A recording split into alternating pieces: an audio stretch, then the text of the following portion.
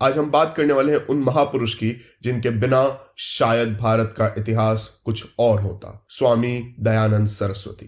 Video को and तक जरूर देखिए क्योंकि उनकी कहानी सिर्फ जीवन की कहानी नहीं, एक क्रांति की कहानी है। एक छोटा सा मंदिर और सिर्फ 12 साल का एक छोटा लड़का मूलशंकर, वो शिवलिंग के सामने फूल चढ़ा रहा था। तभी एक चूहा आया, धीरे से शिवलिंग पर चढ़ गया। ये देखकर मूलशंकर के मन में अचानक कई प्रश्न उठने लगे। अगर भगवान खुद को नहीं बचा सकते तो वो हमें क्या बचाएंगे? ये एक प्रश्न था, पर इस प्रश्न ने उनकी पूरी जिंदगी को हिला दिया। यही स्वामी दयानंद सरस्वती की कहानी का आरंभ हुआ।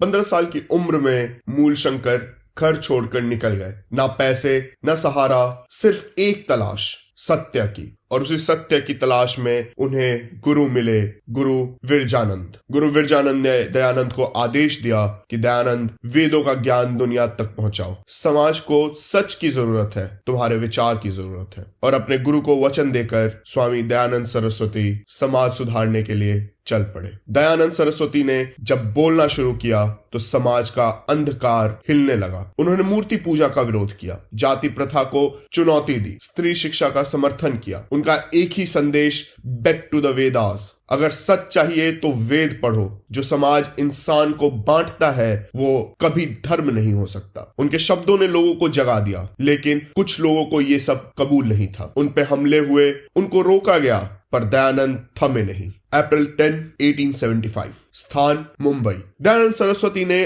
आर्य समाज की स्थापना की, एक ऐसा आंदोलन जिसने समाज को एक नई दिशा दी। ये राष्ट्र ऊंचा तभी होगा जब समाज सत्य पर चलेगा। इन आदर्शों के साथ दयानंद ने आर्य समाज की स्थापना की। आर्य समाज ने गुरुकुल शुरू किए, लड़कियों की पढ़ाई बढ़ाई, शुद्धि आंदोलन चलाया और राष्ट्रभक्ति का बीज बोया। दयानंद सरस्वती की टीचिंग्स ने आने वाली पीढ़ियों को शताब्दियों तक प्रभावित किया। मशहूर क्रांतिकारी लाला लाजपत राय, भगत सिंह, स्वामी श्रद्धानंद, सब उनका प्रभाव अपने अंदर लेकर आगे बढ़े। पंजाब केसरी श्री लाला लाजपत राय जी ने यहां तक कहा कि आर्य समाज मेरी माता तथा स्वामी दयानंद मेरे धर्म पिता हैं। जिस समय लाहौर में इस्लामिक और ईसाई मिशनरियों का बोलबाला था, उस समय स्वामी दयानंद सत्यार्थ प्रकाश लेकर हिंदुओं को सत्य की ओर लेके गए। 1883, जोधपुर। स्वामी दयानंद एक साजिश का शिकार हुए और दिवाली के दिन इस महान क्रांतिकारी साधु ने